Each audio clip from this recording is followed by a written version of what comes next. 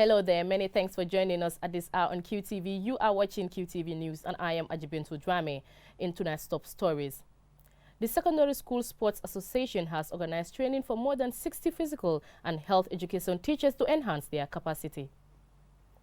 QTV's Jennifer Sonko on Saturday organized a media networking event for about 50 young girls from several senior schools within the Greater Banjul area. The Senegalo-Gambia Women's Federation has embarked on a bread and pastry production pilot project to create employment and income generation for its members. In international news, we hear about the Ecowas Heads of State and Government Extraordinary Session on the 2nd of February 2021 held via video conference, in which Gambia was the only country unable to participate. Is Tanzania's government in denial over COVID-19? Or can their vegetable smoothie concoction be the answer the world has been looking for? In sports news, we hear about an exciting but goalless first division game between Hawks and Fortune FC. And what can fans expect from the African Nations Championship final on Sunday when holders Morocco meet Mali? Well, those are our top stories for tonight's bulletin. Do join us for the news in detail.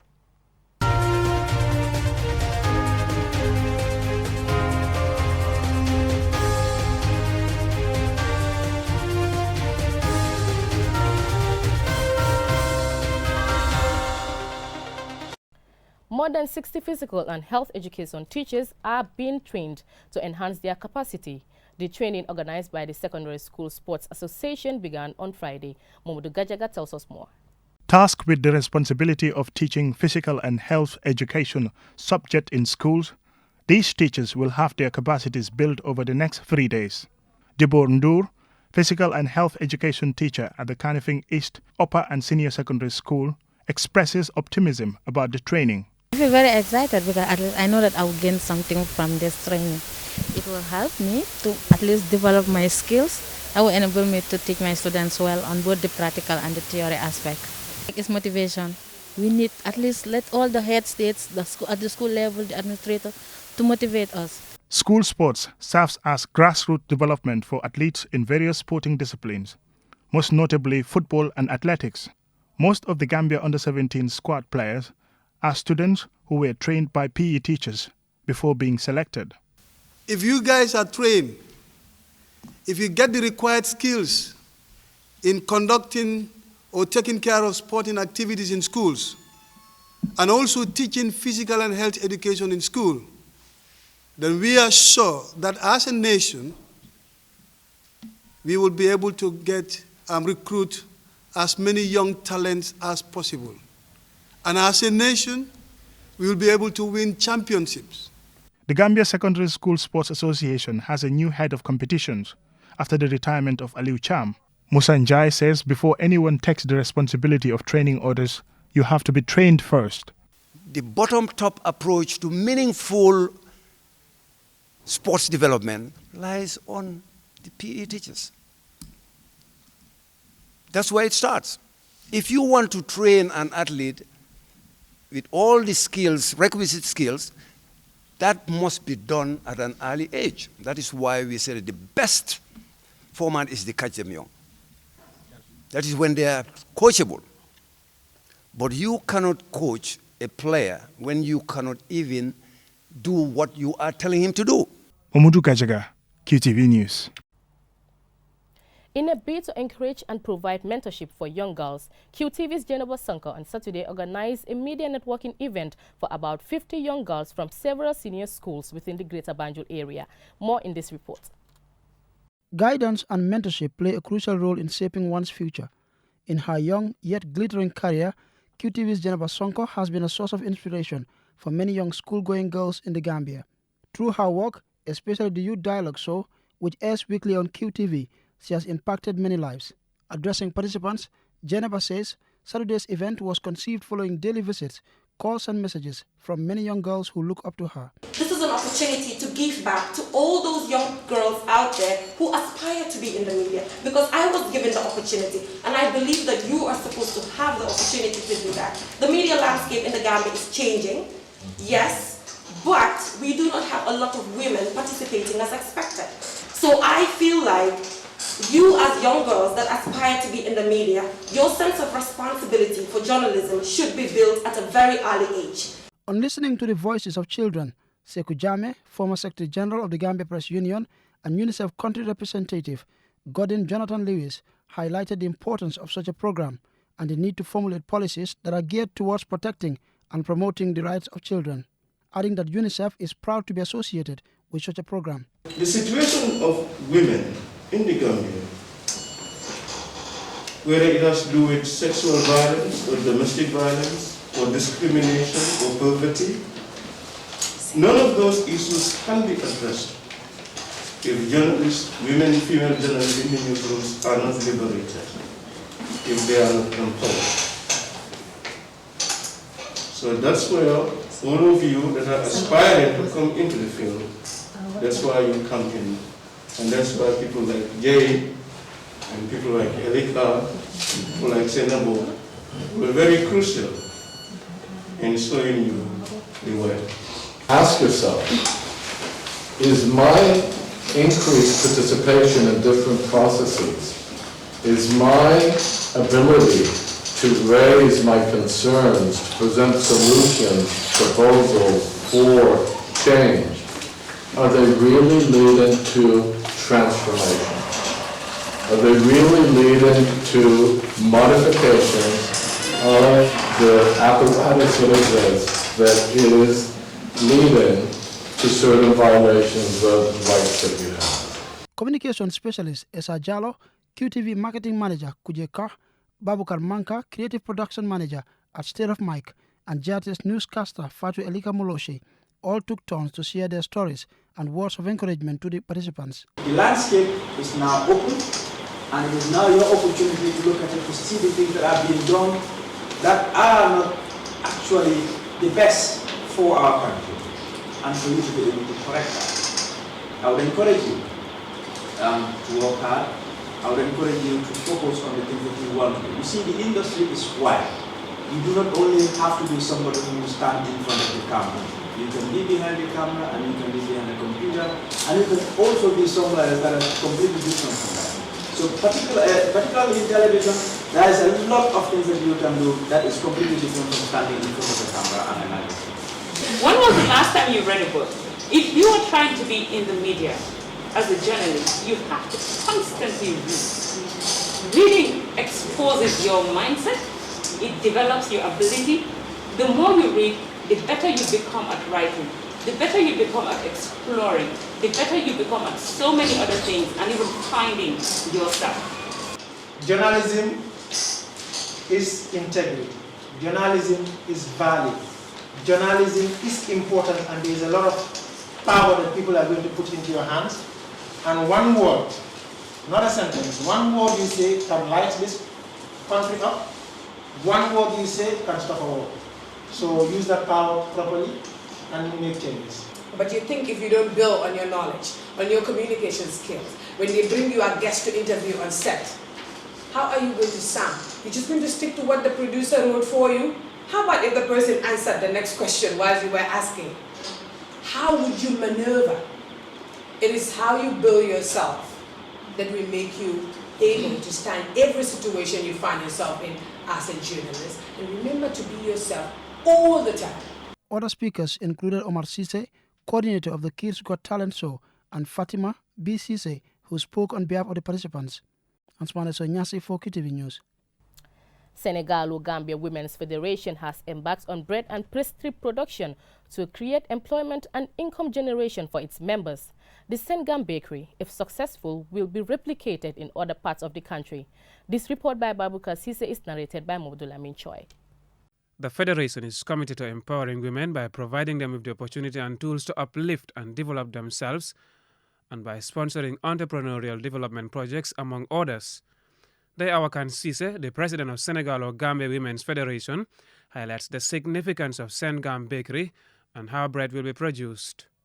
We think the Sengam Bakery project is a vehicle to inspire growth, good citizen, educate, and empower individuals' youth, and to become new entrepreneurs. So we will produce 7 days work per week in a lineup of baked goods that will include 200 loaves of bread every 20 minutes. 200 loaves of bread every 20 minutes. You can see these machines, they look small, but they can produce all what the bigger bakeries can produce. All the pastries, different pastries, cake, birthday cakes, name it, you name it.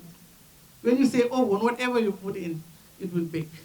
The Federation aims to produce bread in a socially and environmentally responsible way by making it available. Sidou C, a representative of Social Development Fund, commended Senegalo-Gambia Women's Federation, assuring them of SDF's full support. This is an initiation that will really go a long way in supporting the youth of this country. It is the only bakery that I know as at now that is run by women. And we want to replicate this kind of project in the entire regions in this country. Inshallah, the Social Development Fund will always be there to support the initiation of the Senegalo-Gambia Women Federation. Fatou Ngom, an executive member of Senegalo-Gambia representing the youth, the businesswoman says she gained a lot of experience in business as a member of the federation and urged women to join the federation to learn entrepreneurship skills and become successful in business. Ndeye Awakan Cisse also explains the advantages and benefits of being a member of the federation. We will provide face-to-face as well as hands of operational and technical expertise on general business advices. This includes such topics as business planning, marketing, structure mentoring for any individual within the organization, from individual including members who have been there and done it. So it's whoever will listen and share their own experience. The 2 bakery ovens were donated by the president of the federation, Ndeye Awakan Cisse, as a startup for bread and pastry production. When the pilot project is successful, the federation is expecting to implement similar projects in other parts of the country. Mahmoud Lamin Choi, Qtv News. We will take a short commercial break. When we return, we continue with international news and sports stories. Do stay tuned.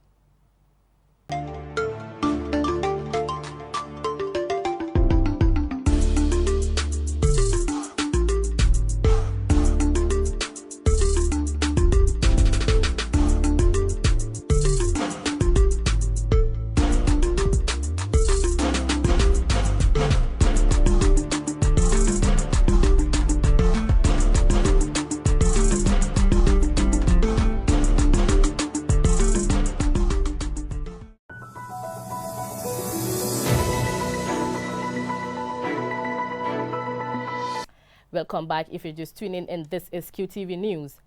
The Authority of Heads of States and Government of the Ecowas held an extraordinary session on the 2nd of February 2021 via video conference to discuss various matters.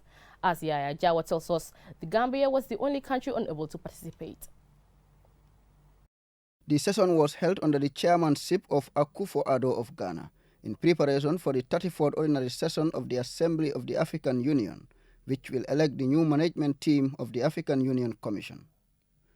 Present at the summit were the presidents of Burkina Faso, Cabo Verde, Cote d'Ivoire, Ghana, Guinea, Liberia, Guinea-Bissau, Senegal, Sierra Leone, Togo, Nigeria, Benin, Niger, and Mali.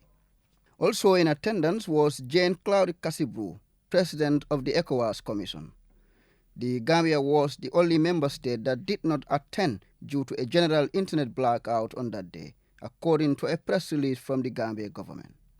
The heads of state and government used the platform to discuss the memorandum on the selection of the chairperson of the African Union for the 2020-2023 period and the proposed mechanism for the nomination of countries in coming years. The report of the ECOWAS Council of Ministers on the harmonization of member states' applications for the positions in international organizations, and the memorandum on the implementation of the ECOWAS institutional reform. Subsequently, the authority endorsed the main recommendations contained in different reports, and then considered 3 specific issues, which includes the nomination of ECOWAS member states to chair the African Union, endorsement of member states' application for international positions, and the implementation of ECOWAS institutional reform. On the nomination of ECOWAS member states to chair the African Union, the authorities nominated the Republic of Senegal as ECOWAS candidate to chair the African Union for the 2022 to 2023 period. The authority also gave instruction to the President of the Commission to propose for adoption at the next ordinary session, a clear mechanism for the rotation of candidatures to ensure that each member state has a legitimate opportunity to chair the Assembly of the African Union. On the implementation of Ecowas institutional reform, the authority reiterated its commitment to promoting the implementation of integration programs geared towards the economic and social development of the region. At the end of the session, the authority called on the Ghanaian president to lead on the issue of institutional reform with the support of the relevant committee, followed by the submission of a report to the ordinary session of the authority, which is scheduled for June 2021. The heads of state and government also agreed for Ghana's president to continue as chair of the Ecowas authority for a second term to oversee the implementation of the reform. Reporting for QTV News, I am Yahya Jao. Tanzania's Health Minister Dorothy Gwajima said in a press conference that a vegetable smoothie cures the deadly coronavirus without providing any empirical evidence. The country is accused of being in denial since the start of the pandemic, while thousands are dying and infected. More in this report. The minister demonstrated how to prepare the vegetable smoothie using onions, ginger and lemon, which she believes can cure the coronavirus. For months, the government insisted that the country was free from the COVID-19. While the infection has been spreading and people were silently mourning their loved one's death, fearing retribution if they spoke about it. Only the president, John Magufuli, and a few government officials are permitted to speak about the virus. Unlike his counterparts in neighboring countries, the president has not imposed any safety guidelines on the country, doubting instead the efficacy of wearing masks and testing. He recommends herbal medicines and steam inhalation as COVID-19 treatment, seeing vaccines as detrimental to Tanzanians. He said Tanzanians are not guinea pigs, and if the white man was able to come up with vaccinations, he should have found a vaccination for AIDS, cancer and TB by now. However, WHO Africa Director Dr. Moti has contradicted the president's view, saying that vaccines work and I encourage the Tanzanian government to prepare for a COVID-19 vaccination campaign. Given the government's stance on COVID-19, it makes it near impossible to estimate the damage of the virus, especially in the urban areas. The international community, including the UK and the USA, responded to Tanzania's position by banning all travelers arriving from Tanzania and have warned their citizens against going to the country. Religious leaders in Tanzania have begun breaking their silence. COVID-19 is not finished. COVID is still here. Let's not be reckless. We need to protect ourselves. Wash your hands with soap and water. We also have to go back to wearing masks. The Bishop of Dar es Salaam, Yuda Taide Ruwechi, is quoted as saying. The Secretary of the Tanzania Episcopal Conference is also quoted saying that the church had noticed a rise in funeral services in urban areas. We were used to having 1 or 2 requiem masses per week in urban parishes, but now we have daily masses. Something is definitely amiss, he said. Even this statement cut no ice with a government that continues to deny the existence of the coronavirus. Ajibintu Drame, QTV News.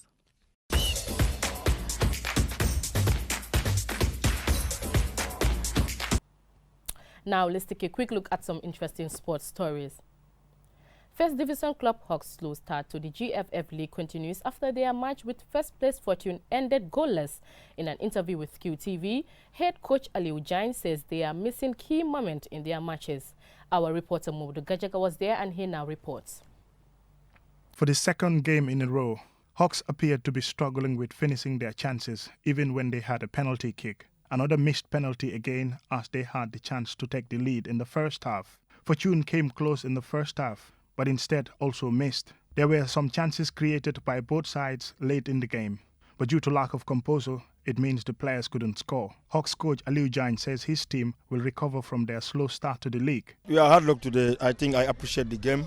They played very well, they fight. We are just unlucky. We are left behind, but for sure, I know we will push up. So it will come. So we tried very well. We'll go back to the training ground and train more, try to improve our weakness. No, I don't think it's nothing, maybe just its normal results, but it's good. Last season, we just started and won our 2 games. So this time is different. So we'll try and adjust things and try to improve and try to have 3 points. After 4 matches, Hawks are second from bottom with 2 points out of a possible 12. Fortune are top with 8 points in 4 games at the time of this broadcast. Omudu Gajaga, QTV News. Holders Morocco are seeking to become the first country to retain the African Nations Championship after getting to the final by thrashing host Cameroon in the second semi-final played on Wednesday. In the other, All West Africa semi-final earlier in the day, Mali marched victorious after a penalty shootout win over neighbor Guinea. In front of an expectant crowd at Limbe Stadium, host Cameroon faced Morocco on Wednesday for a place in the final of the Total African Nations Championship (CHAN). It was a case of the indomitable Lions versus the Atlas Lions. Home fans were expectant, hoping to see their team give their all. What their team did do was they ended up giving gifts. 2 of the goals were gifts to their opponents Morocco, the best team in the competition. A miss-hit 28-minute free kick was fumbled by Cameroon keeper Querido and was quickly pounced upon by grateful Soufiane Bouftini. Morocco danger man Soufiane Rahimi then added a second, a fine strike in the 40th minute to give them a 2-0 half-time lead. The second gift from Cameroon gave Rahimi his second goal of the match, after a Cameroon player inadvertently passed the ball straight to him. He gratefully accepted the gift and struck a fine shot past Querido. The Cameroon team and their fans were despondent. By the time Mohamed Ali Bemama struck the 4th unanswered goal, they knew all was lost. It was a comprehensive victory. Morocco thus go through to defend their crown, while the indomitable Lions dream of winning a total CHAN for the first time in their history will have to wait for another time. Cameroon's coach Mathieu Mpile, speaking to reporters after the game, said they felt they had failed the nation. In the earlier semi-final, Mali and Guinea could not be separated, even after extra time, as the game ended goalless, taking them to a penalty shootout. Guinea had gone into the last 4 match without one of their key players, Morikante, who was shown a red card in their quarter-final match against Rwanda, which was a big blow to the side. However, despite Kante's absence, Guinea still had the services of one of the players of the tournament. Going into the semi-finals, midfielder Molai Selah had been the only player to have picked up 3 Man of the Match awards in this edition of the tournament. And the player had spoken of how much he was looking forward to taking his team through to the final. It was therefore the greatest irony that he was the only one to miss a spot kick, his country's 4th in the penalty shootout, when his shot was saved by Mali's keeper. Mali's Mamadou Koulibaly took his time, kept his nerve, and with a puff of his cheeks, stepped up and hit a powerful shot past Kamara in the Guinea goal, sparking joyful celebrations from his teammates on the field and the technical and coaching staff. Sunday's final should be a good one. Although football can throw up unpredictable results, on current form, Morocco appear to be the favourites. For QTV News, I am Ade Darami. Before we end this bulletin, let's take a quick look at our main stories. The Secondary School Sports Association has organized training for more than 60 physical and health education teachers to enhance their capacity. QTV's Jennifer Sonko organized a media networking event on Saturday for more than 50 young girls from several senior schools within the Greater Banjul area. Senegalo-Gambia Women's Federation has embarked on a bread and pastry production pilot project to create employment and income generation for its members. In international news, we heard about the Ecowas Head of State and Government Extraordinary Session on the 2nd of February 2021 held via video conference, in which Gambia was the only country unable to participate. We asked whether Tanzania's government is in denial over COVID-19 or if their vegetable smoothie concoction could be the answer the world has been looking for. In sports news, we heard about an exciting but goalless first division game between Hawks and Fortune City. And what can fans expect from the African Nations Championship final on Sunday when holders Morocco meet Mali? Well, that's it from me in this bulletin. Join us tomorrow for the weekend review. Have a good evening.